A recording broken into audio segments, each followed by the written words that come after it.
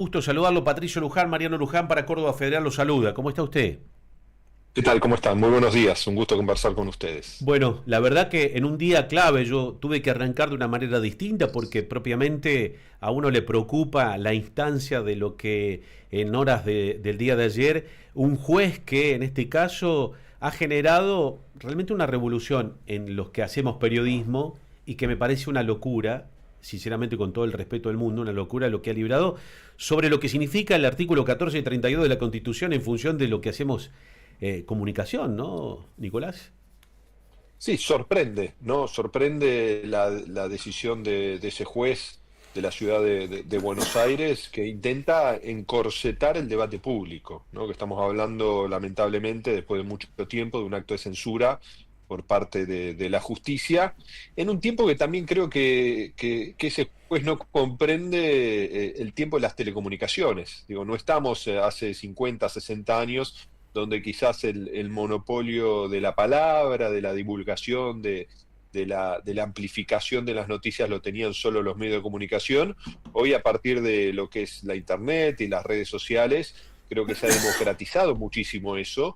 Entonces no se puede tapar el sol con una mano, ¿no? Creo que inclusive la decisión del juez a instancias del pedido, porque creo que lo más grave además es por parte del pedido del gobierno nacional, que incluía en su petitorio allanamientos de periodistas, ha amplificado esta discusión pública. Si alguien no conocía lo que estábamos viviendo, ¿no? Termina amplificándose en el debate público con mucha preocupación, ¿no? Y que creo, te escuchaba tu reflexión, creo que por supuesto que la política y el peronismo tienen una cuota de responsabilidad para este momento de tanta incertidumbre que estamos viviendo, donde se empieza a observar las peores consecuencias de este gobierno que asumió en diciembre del 23.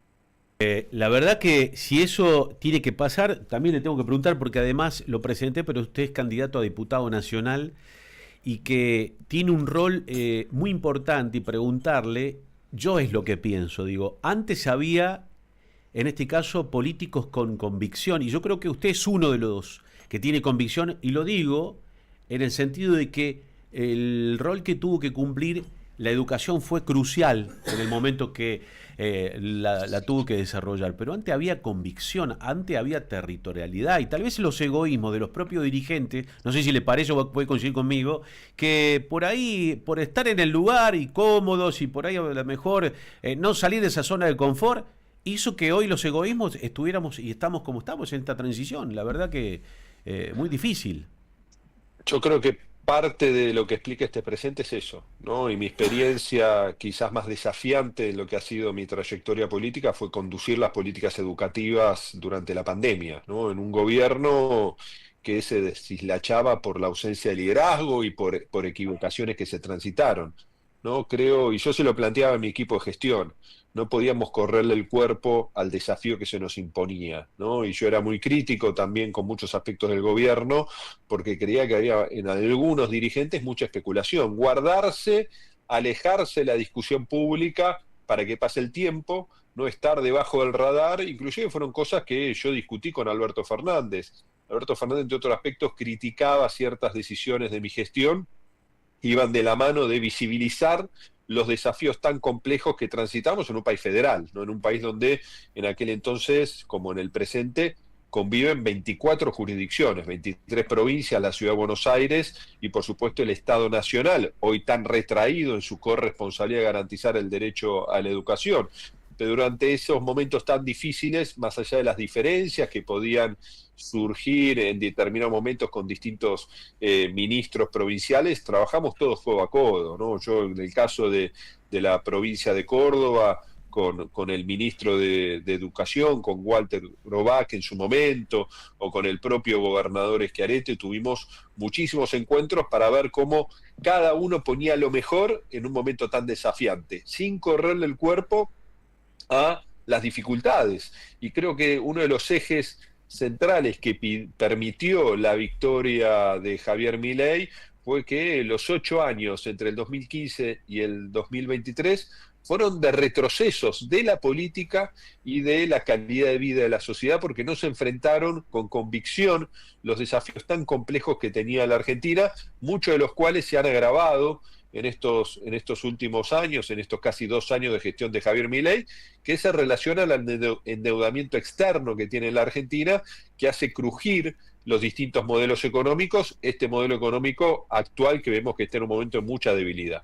Ahora, está clarísimo, yo desde el inicio de la elección, propiamente por el voto popular hacia Javier Milei, obviamente me identifiqué, porque si hay algo que hay que hablar permanentemente con quienes nos pueden aceptar, ¿no? En esto que hacemos nosotros en el interior, es hablar con la historia. Yo creo que a veces los procesos, no sé si puede coincidir conmigo, de renovación, porque no es contra Cristina lo que ha generado este gobierno, sino tal vez creo que ha embestido contra el peronismo en sí, ¿no? En el proceso propio de llevar a proscribir, en este caso ni más ni menos, a la líder del Partido Justicialista, y que a veces los procesos, digo, de renovación, siempre le digo a la gente, tienen que ver con otra sinergia, con otra dinámica, que es un poco pensar en lo que hace verdaderamente al trabajo que hace un militante justicialista, que es caminar, escuchar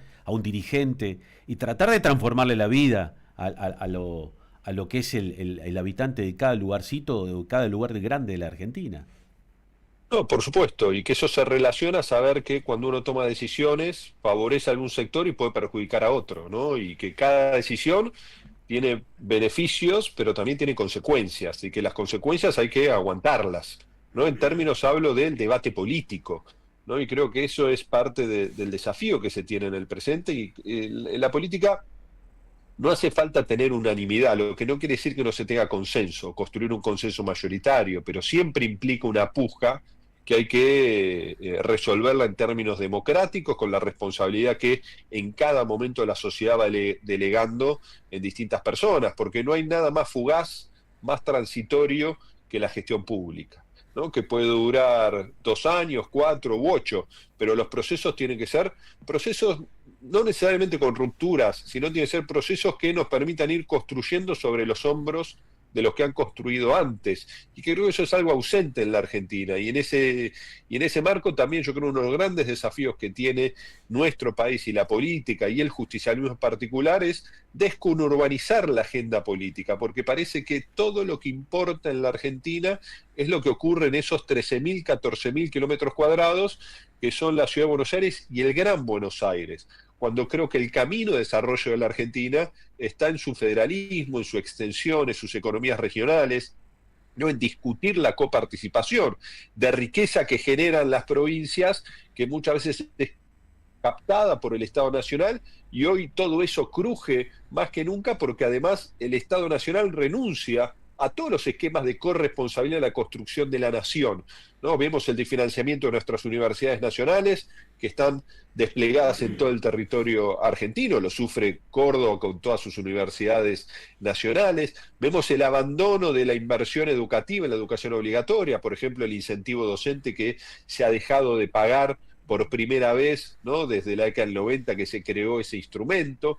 Lo vemos en el abandono de las rutas nacionales, ¿no? Lo vemos en la destrucción o la voluntad de destrucción que se tiene con el Instituto Nacional de Tecnología e Industria o de Tecnología Agropecuaria, como está llevando adelante el gobierno. Creo que se está poniendo en crisis muchísimos aspectos de la construcción de un país con una agenda de desarrollo, y que creo que es lo que hay que discutir de cara al proceso electoral de octubre entre todos los argentinos. Ahora, ¿usted cree también que es un proceso estratégico a veces de los gobiernos que no son peronistas, que es debilitar propiamente las bases del justicialismo en este país?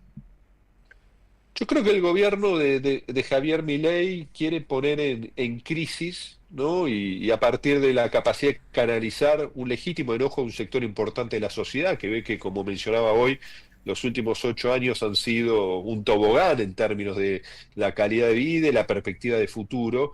Javier Milei quiere poner en crisis los valores identitarios de la sociedad argentina, ¿no? Que está atravesado obviamente por el radicalismo en comienzos del siglo XX o por el peronismo durante todo el siglo XX también, ¿no? En términos de lo solidario, ¿no? Del valor de la justicia social, de que somos gregarios, que como sociedad no debemos abandonar a nadie, ¿no? Como sociedad sabemos que el esfuerzo, el mérito es importante, pero no todos nacemos en el mismo hogar, y que es ahí que las políticas públicas, que han sido ineficientes en distintos momentos de nuestra historia, pero son las políticas públicas las que pueden generar horizontes de mayor oportunidad, porque no es lo mismo nacer en la ciudad de Córdoba que nacer en el impenetrable, ¿no? En la provincia de Chaco, para mencionar un ejemplo. Totalmente. Y es ahí donde tiene que haber más Estado, donde tiene que haber bienes públicos.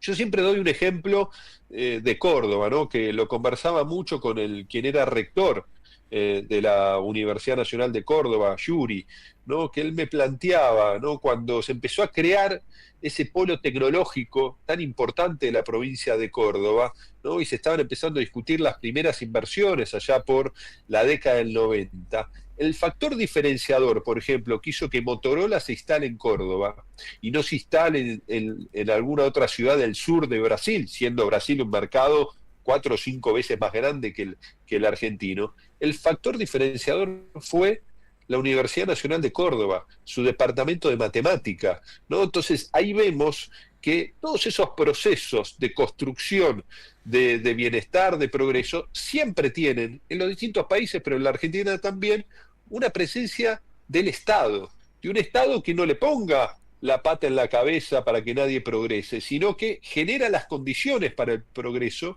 y esa es la tradición de la Argentina, ¿no? Y hoy vemos que cruje el modelo social y económico en un momento además donde aparecen audios que ponen en crisis política al gobierno, un gobierno además que ha desplegado a lo largo de estos casi 2 años un discurso de odio, de discriminación, y que ese discurso es acompañado también por políticas de abandono de todos aquellos que necesitan la presencia del Estado, y lo vemos, ¿no? En el ajuste, en todo lo que son las políticas del PAMI, o lo vemos también en el ajuste de todas las prestaciones que reciben las personas con discapacidad. La verdad, yo le agradezco, Nicolás, por estos minutos, fundamentalmente porque, bueno, también es muy bueno hablar, y hablamos permanentemente con dirigentes nacionales. Dos últimas, digo, porque ahora nos resta 2 cosas, le voy a decir.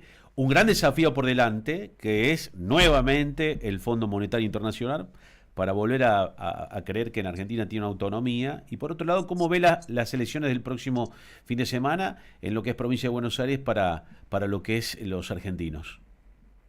Bueno, primero que yo creo que el gran error de la gestión de Alberto Fernández, entre muchos errores, se vincula al Fondo Monetario Internacional. En un momento de enorme dolor y excepcionalidad, como era el de la pandemia del COVID-19, no tuvo Alberto Fernández la osadía, el coraje ni la capacidad política de construir un acuerdo distinto, ¿no? Porque todos sabemos que cada dólar que se va para pagar deuda, y una deuda que no tuvo un impacto positivo en términos de la agenda de desarrollo de la Argentina, porque lamentablemente, como ocurrió en el gobierno de la Rúa con el blindaje del megacanje, ocurrió en la gestión de Mauricio Macri, el acuerdo con el fondo lo único que sostuvo fue la fuga de capitales, luego que empezó a crujir el modelo especulativo como ocurre hoy, ¿no? Entonces creo que esa deuda el gobierno de Alberto Fernández no la pudo negociar de manera adecuada, una deuda que incumplía la normativa del propio Fondo Monetario Internacional, como ha ocurrido con el último aporte que ha recibido el gobierno de Milei por parte del fondo, también para sostener, con nombres iguales como Caputo, ¿no? Y el propio Sturzenegger, ¿no? Sostener este marco especulativo. ¿Por qué? Porque el acuerdo con el fondo primero no pasó por el Congreso Nacional, ¿no? Se aceptó deuda sin pasar por el Congreso, violentando la norma que se había aprobado para intentar contener esos procesos que encorsetan la capacidad de recuperación de la Argentina. Pero al mismo tiempo el acuerdo con el Fondo Monetario Internacional excede toda la cuota que el Fondo Monetario Internacional puede prestar a un país según la participación que la Argentina tiene en el Fondo Monetario Internacional. Esto estamos hablando de que excede casi en el 1000% el último proceso de endeudamiento que la Argentina ha tenido con el fondo, incumpliendo también no solo la normativa, sino la cuota que establece la normativa, incumpliendo pasar por el Congreso. Yo creo que ahí está el fondo de la cuestión, ¿no? Que Argentina tiene un marco de oportunidades, ¿no? En la capacidad de aumentar sus exportaciones para generar dólares y para iniciar un proceso de desendeudamiento que es vital, ¿no? Y que cuando la Argentina se endeuda no lo haga para sostener procesos especulativos, sino lo haga para sostener procesos de inversión productiva y de desarrollo y de bienes públicos, como han hecho muchísimos países a lo largo del tiempo. En sí mismo, endeudarse no está bien o mal, lo que está mal es endeudarse para aspectos que no generan un mayor desarrollo para el país. Y creo que ahí está el punto central de discusión que yo creo que hay que llevar al Congreso Nacional, y es uno de mis compromisos si soy electo diputado, porque hay que discutirlo con convicción, con fuerza y sin temores, que creo que el temor y esa incapacidad de tomar decisiones fuertes lamentablemente permitió la victoria de Javier Milei y sus políticas. Y el próximo domingo, en nuestra provincia de Buenos Aires, aspiramos a una victoria de Fuerza Patria, del peronismo, entre otros aspectos, para que sea un mensaje que golpea al gobierno nacional en términos de cambiar estas políticas que empiezan a mostrar sus peores consecuencias en desempleo, en caída de ingreso y, por supuesto, en apertura de nuestra economía. Y por el otro lado, una victoria que nos permita proteger el federalismo y proteger a la provincia de Buenos Aires. La otra discusión que tenemos que llevar adelante es la coparticipación, ¿no? La provincia de Buenos Aires produce casi el 35% de la riqueza y en términos de coparticipación recibimos el 23-24%. Hay un desequilibrio que afecta la calidad de vida de los bonaerenses, principalmente en el Gran Buenos Aires. Y eso también lo tenemos que discutir, como creo que también lo tienen que discutir los diputados de Córdoba, los diputados de Santa Fe. Tenemos que ir hacia un nuevo marco de coparticipación que implique la reducción de la masa de recursos que capta el Estado Nacional, mucho más en un Estado Nacional que está renunciando a aportar en salud, aportar en educación, aportar en ciencia y tecnología, y todo eso que el Estado Nacional abandona lo están asumiendo los gobernadores o los intendentes en cada una de sus jurisdicciones. Bueno, la verdad que yo lo he escuchado atentamente, yo primero le agradezco, yo soy muy respetuoso de escuchar, pero no me hace más que analizar en esta manera espontánea de que también en la escalonada de errores, no sé si me escuchó o estaba conectado, dije, el peronismo también con los egos y los egoísmos ha generado errores. Yo, a donde uno tiene que mirar en los roles, como en este caso me decía, si es elegido y forma parte del honorable Congreso de la Nación, la Cámara Baja, tiene que ir a discutir sin miedo. Me parece que es un poco también lo que el peronismo tendrá que reflexionar, y creo que viene reflexionando, ¿no? Mucha gente cómoda, muchos egoísmos, muchos egos, que ha llevado a gente a no arriesgar, a no avanzar, y eso es lo que es el resultado que tenemos hoy. Yo estoy 100% de acuerdo, ¿no? Y se lo mencionaba hoy porque lo había escuchado, que mi gestión como ministro de Educación en un momento tan doloroso, desafiante, estuvo atravesado por equivocaciones, por supuesto, ¿no? He cometido errores, ¿no? Como cometemos todos, pero siempre tratando de administrar el conocimiento y la información que se tenía en ese momento tan desafiante en cada una de las instancias. Ahora, lo que nunca hicimos fue correrle el cuerpo a los debates, ¿no? Los debates hacia la sociedad. Y ahí está la construcción, ahí está la construcción. Inclusive las tensiones con los gobernadores. Yo he tenido fuertes discusiones en su momento también con la provincia de Córdoba, para mencionar un ejemplo, que no nos impedía después sentarnos porque claro, la educación era más importante que las personas. Tal cual. Ahora, y tuve muchas diferencias con el propio presidente Alberto Fernández que implicaron mi salida del gobierno, principalmente por no hacer la plancha y no callar. Porque creo que cuando uno está en una responsabilidad, tiene que intentar dejar todo, por más que uno o que otra persona no comparta mis ideas. Totalmente. Pero bueno, cuando uno es elegido es para desplegar el marco de ideas con capacidad de escucha, con capacidad de reflexión, pero tener la capacidad de enfrentar las dificultades y no correrle el cuerpo, que yo creo que muchos están cómodos muchas veces en sus sillones, con sus choferes, con los beneficios que implica a veces la gestión pública o los espacios de poder, también el sector privado, no solo el sector público, y creo que en la política uno la debe abrazar para llevar adelante las ideas en las cuales lo convocaron el primer día a militar en política. Y para cerrar le digo, todo esto sirve también porque hacia los lugares que en este caso, hablando de la geolocalización que tiene un medio, es también trasladarle esto a quienes a nosotros nos eligen día a día, porque tal vez hay esa confusión donde, digamos, simétricamente la gente se fatiga de la política porque tal vez escucha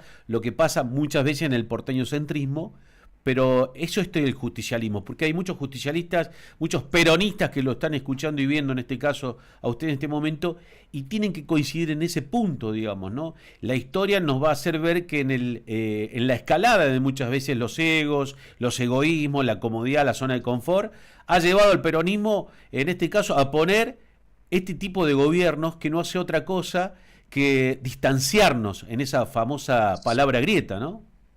Sí, y que estamos, lamentablemente, en términos del Partido Justicialista, viviendo el momento de mayor debilidad desde la recuperación de la democracia en términos de representatividad. La balcanización que ha vivido la política argentina, porque hoy vemos la cantidad de gobernadores que representan a fuerzas locales, ¿no? No son parte de un proyecto nacional.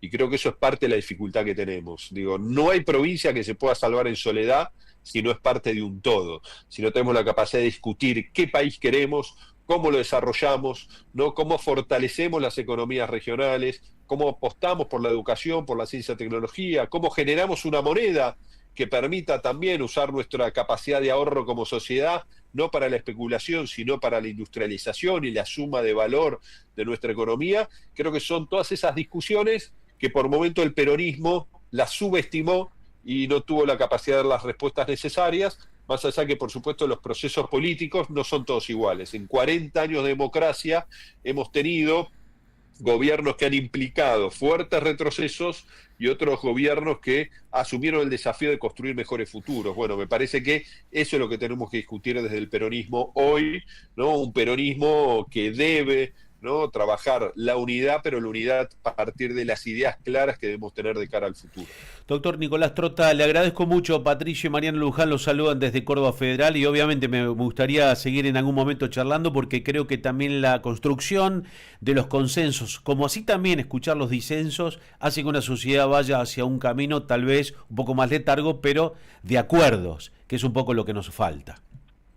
100% de acuerdo y mucho más, tus palabras cobran valor en un momento donde volvemos a escuchar la palabra censura, ¿no? Algo quizás inimaginado hace algunos años atrás. Lo que pasa es que hay una diferencia, que en los momentos más difíciles es donde hay que estar con convicción, al frente de un micrófono y una cámara, para trasladarle a aquellos que tal vez la cuestión emocional la tienen indeleble. Eso para mí es fundamental y habría así el programa el día de hoy. Así es, comparto 100%. Que tenga buen día, gracias doctor, muy amable. Muy buen día, muchas gracias. Gracias, muy amable. El doctor Nicolás Trota, ex ministro de Educación de la Nación, claramente hablando de algo que